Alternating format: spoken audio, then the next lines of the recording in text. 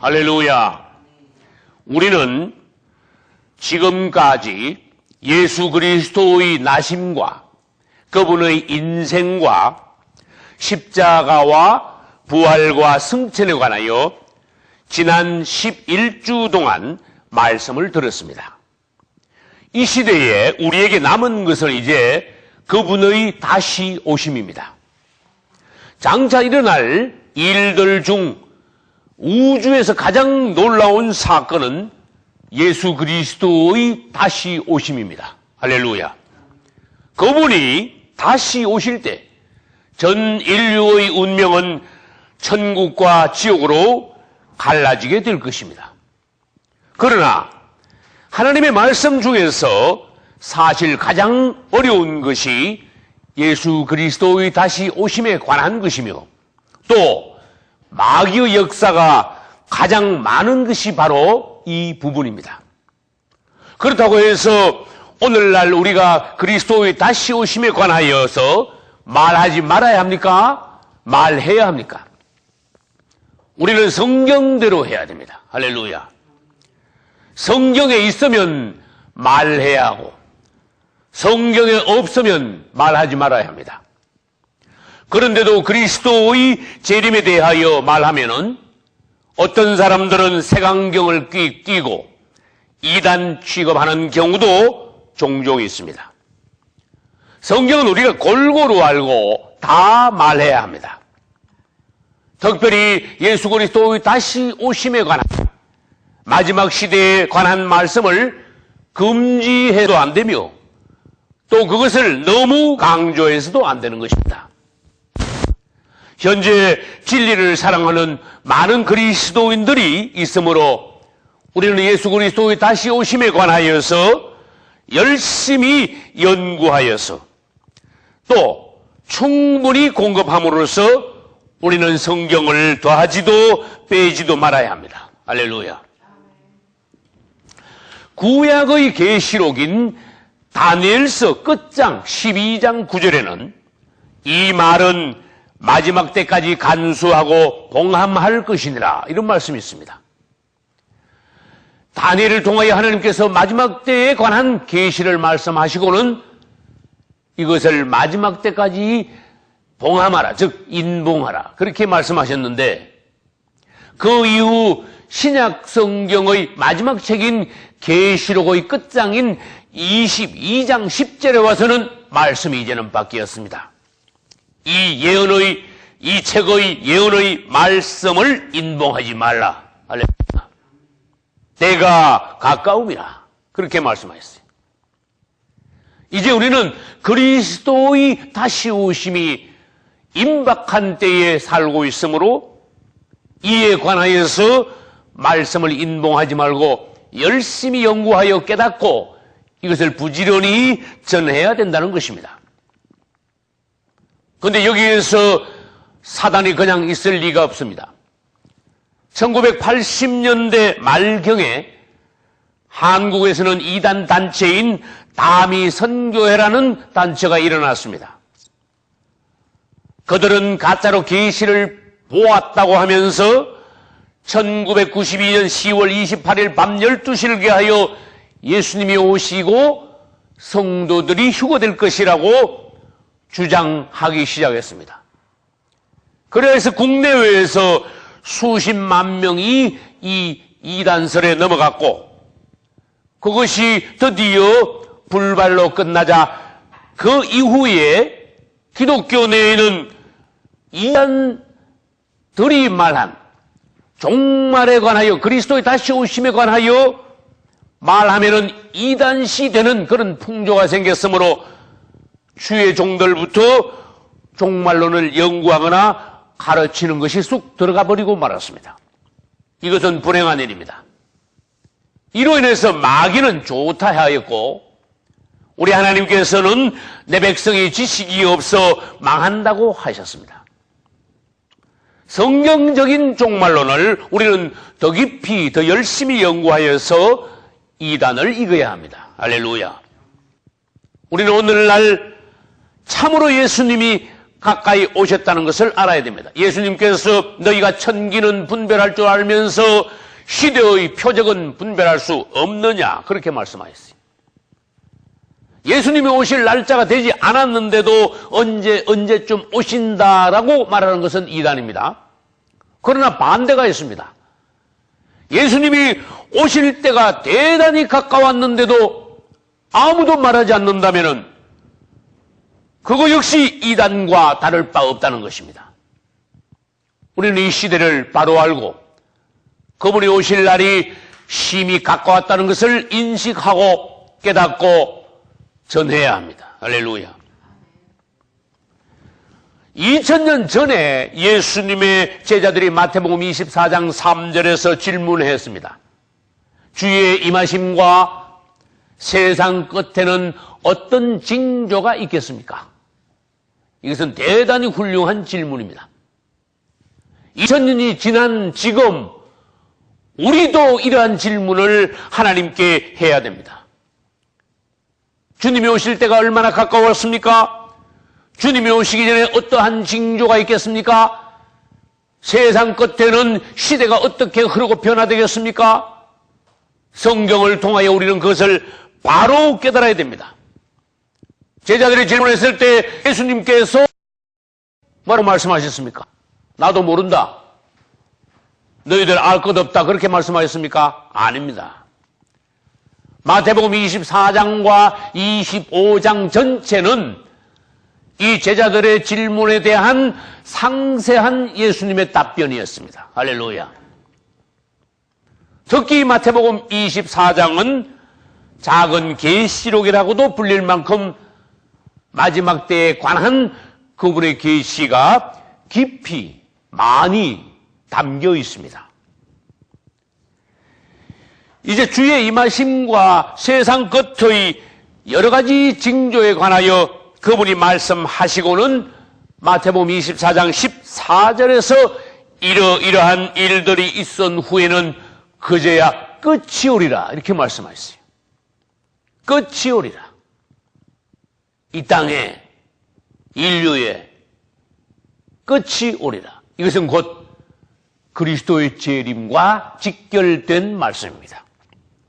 그 다음에 13절에서는 이러한 일들이 있을 때 끝까지 믿음을 지키고 인내하는 자들, 즉 끝까지 견디는 자들은 구원을 얻으리라고 말씀하셨습니다. 한번 붙잡은 믿음을 끝까지 지키시기를 예수 이름으로 축원합니다. 마태복음 24장에서 그분이 말씀하신 내용을 간추려 보면은 그분이 재림하시기 전에 7가지 징조가 있다는 것입니다. 그 다음 마태복음 24장 외에 성경의 다른 여기저기에서도 또 다른 7가지 징조가 있다는 것입니다. 이 부분에 대해서는 우리가 다음 주에 계속 보겠습니다. 성경에서 말씀하신 시대의 구분에 대하여서 우리는 오늘 이 시간에 먼저 도표를 그려가면서 보기로 하겠습니다. 구약 시대가 있습니다. 먼저 구약 시대는 누구를 위한 시대이냐? 이스라엘, 즉 유대인들을 위한 시대입니다. 이스라엘을 위함. 이 구약 시대 때는 하나님께서 이스라엘만 선민으로 부르셨습니다. 이스라엘 외의 이방인들은 아무도 하나님을 알지 못했습니다. 그런데 이 구약 시대 때 이스라엘 그 복된 선민들이 하나님을 끝까지 섬기면서 온전한 하나님의 품 안에서 구원에 이르렀습니까? 아닙니다. 그래서 불행하게도 이스라엘은 구약 시대가 끝날 때까지 구원을 받지 못했습니다. 그러자 때가 되면 우리 예수 그리스도께서 오셨습니다. 우리는 그분의 나심에 관하여서 보았습니다. 그분의 나심이 어떻게 중요하냐? 시대가 바뀐 것입니다. 할렐루야. 예수님이 오심으로 시대가 바뀌었습니다.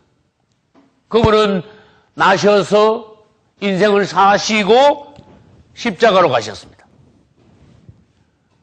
그분의 십자가 이후에 이제는 이스라엘을 위한 때가 아니라 이스라엘 외의 다른 민족, 이방인들이 구원받는 이방인의 때가 되었습니다. 이것을 우리는 신약시대라고 말합니다. 다른 말로 하면 성령시대, 교회시대, 은혜시대 이렇게도 말합니다. 이제 이스라엘, 유대인들의 구원은 보류되고 말았습니다. 이제는 이스라엘 외에 오늘날 우리가 구원에 이르게 되었습니다. 할렐루야. 이스라엘은 하나님의 잔치를 거부했습니다. 그러자 길거리 나가서 이 사람 저 사람을 다 데려와서 잔치에 참여시켰는데 우리가 바로 덤으로 잔치에 참여하게 된 오늘날 복받은 이방인입니다. 할렐루야. 그러나 이방인의 때라고 해서 앞으로 영원히 계속 천년 만년 계속될까요? 그것이 아닙니다. 예수 그리스도께서 다시 오시기 전에 저 그리스도가 앞으로 등장하게 될 것입니다. 저 그리스도가 등장함으로써 시대가 또 바뀝니다. 이제는 이방인의 때가 끝나고 저 그리스도가 등장하면서 마지막 한 일회가 됩니다. 마지막 한 일회는 다른 말로 하면은 아까 마태복음 24장에서 주님이 말씀하신 세상 끝 이런 단어가 들어가야 됩니다.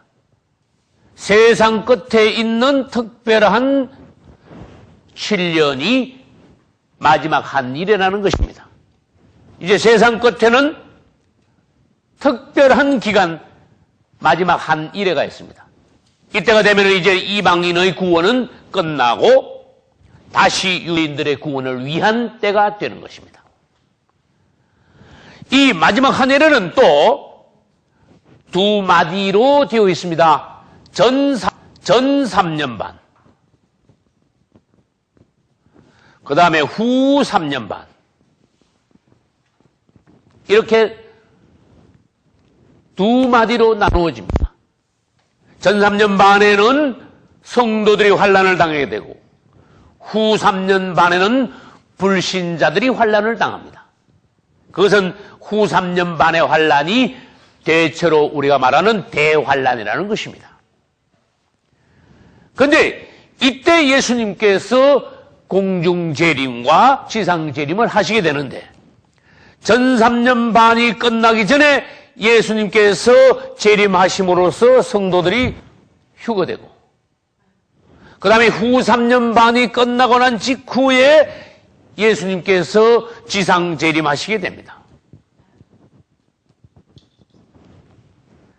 예수님이 재림하심으로써 다시 시대가 바뀝니다.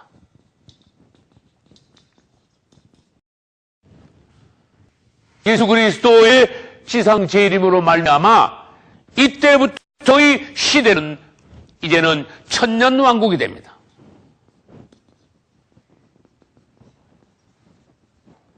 할렐루야. 이 천년 왕국은 마태복음 6장 10절에서 주기도문을 통하여 주님께서 우리에게 이렇게 기도하라고 가르쳐 주신 나라의 임하옵시며 이 기도가 땅에서 온전히 성취되는 그날입니다. 나라의 임하옵시며라는 말은 하나님의 왕국이 이 땅에 임하기를 원합니다. 즉 영어로 하면 Your kingdom come.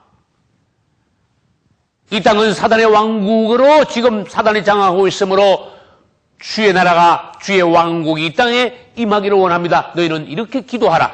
천년 왕국 때 그리스도의 지상 재림 이후 이 땅은 그분의 왕국이 천년 동안 계속될 것이며 거듭난 성도들 그리스도의 신부들은 그분과 함께 천년 동안 왕노릇 하리로다. 할렐루야.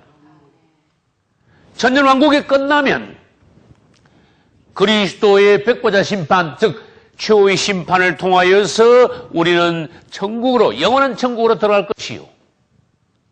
아담 이래로 구원받지 못한 영혼들은 심판을 통하여 영원한 불못, 즉 지옥으로 들어가게 되는 것입니다. 이것이 성경에서 말씀하신 시대의 구분입니다. 우리는 이 부분, 이 도표에 관하여서 앞으로 수개월 동안 매주 보게 될 것입니다. 이제 우리는 그분의 오심에 관하여서 볼 때에 여러분들이 때를 아는 성도들이 되시기를 바랍니다. 그분은 우리가 어떤 사람들이 말하듯이 그냥 예수 잘 믿고 있으면 돼. 그러면 그분이 오시면 우리는 뭐 자동적으로 들림받고 주님의 나라로 들어가니까 그분이 오심에 관하여서 너무 뭐 상세히 알려고 하지 마. 잘못하면은 이단돼. 과연 그 말이 맞는 말일까요? 아닙니다. 하나님께서 우리가 알기를 원하는 부분은 충분히 다 알아야 됩니다. 할렐루야. 내 백성이 지식이 없으면 망한다고 하셨으므로 성경에 기록한 것은 깨달아야 되고 성경에 말씀하시지 않은 것은 알 필요가 없다는 것입니다.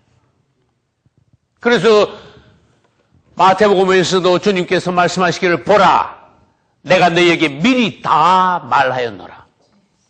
미리 말하였노라. 미리 알고 있으라, 그런 뜻입니다.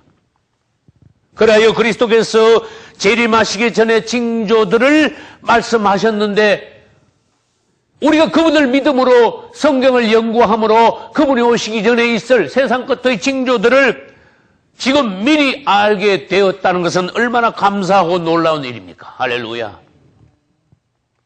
그렇지만 성경에 그분의 오심에 관하여 기록을 해놨지만은 그리스도인들이 다 이것을 깨닫고 있습니까?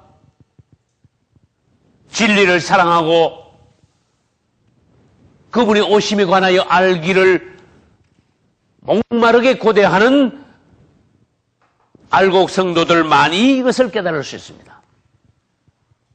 데살로니가 전서 5장 2절에는 주의 날이 밤에 도적같이 이르리라, 그렇게 말씀하셨어요. 주의 날은 그분의 재림의 날입니다. 그런데 4절에 가면은 말씀이 반대로 바뀝니다. 주의 날이 밤에 도적같이 이른다고 하시다가 반대로 너희는, 그렇지. 다시 말해서 우리는 어두움에 있지 아니하매, 할렐루야. 그날이 도적같이 너희에게 임하지 못하리라, 할렐루야. 우리에게는 어느 날 느닷없이 그분이 오시는 것이 아니라 그분께서 오시기 전에 이러이러한 징조들에 관하여서 순서대로 상세히 말씀하시고 난 뒤에 우리로 하여금 충분히 신부로 단장할 기회와 여유를 주시고 그분이 오신다는 것입니다. 할렐루야. 그러나 어둠에 있는 자들, 믿지 않는 자들, 마지막 때에 대해서 전혀 관심이 없는 자들, 오히려 마지막 때에 대해서 말하면 이단 취급하는 자들은 그것을 알 도리가 없습니다. 그들에게는 그분이 밤에 도적같이 갑자기 임하시게 되므로 어느 날 그들은 크게 낭패를 당하게 될 것입니다. 여러분, 우리는 깨어 있어야 됩니다. 성경에는 반드시 내가 속히리라, 그분의 오심에 관하여서 창세기부터 계시록까지 상세하게 폭넓게 다방면으로 말씀하셨으니까 우리는 이것을 반드시 알아야 됩니다. 오늘날 이 시대는 그리스도의 다시 오심에 관한 말씀이 해방되어야 될 시대가 왔습니다. 이 말씀을 인봉하지 말라. 때가 가까움이라. 할렐루야. 그럼 마지막으로 그분이 다시 오심에 대한 목적에 대해서 네 가지를 보겠습니다. 그분이 다시 오시게 되는 것은 왜 오시느냐? 그분께서 우리에게 하신 약속과 예언을 성취하시기 위해서입니다. 그분의 초림에 대해서도 성경은 예언했습니다. 그러나 그분의 재림에 대해서는 더 많이 예언하고 있습니다. 우리에게 예언하신 것 중에 그리스도의 재림이 이제 마지막 가장 큰 예언입니다. 그분은 꼭 반드시 속히 다시 오십니다. 할렐루야. 두 번째, 세상과 원수들을 처리하고 심판하시기 위하여 그분은 오십니다. 다니엘서 2장 34절에는 떠인 돌이 날아와 우상, 즉 신상의 발을 내리치는 장면이 있습니다. 그것은 떠인 돌은 재림하시는 예수님, 우상의 돌을 내리치는 것은 사단의 왕국을 심판하시는 예수님. 할렐루야. 원수들은 십자가에서 예수님이 부활하실 때 이미 머리가 깨뜨려졌습니다. 그렇지만 원수들은 아직도 처리되고 정리되지는 않았습니다. 그분이 오셔야, 계시록 끝부분에 갔어야 원수들과 그의 추종자들, 가라지들, 쭉정이들은 불못에 들어감으로써 완전히 처리되고 정리되는 것입니다. 할렐루야. 세 번째, 성도들을 데리러, 즉 그분의 신부를 데리러 그분은 다시 오십니다.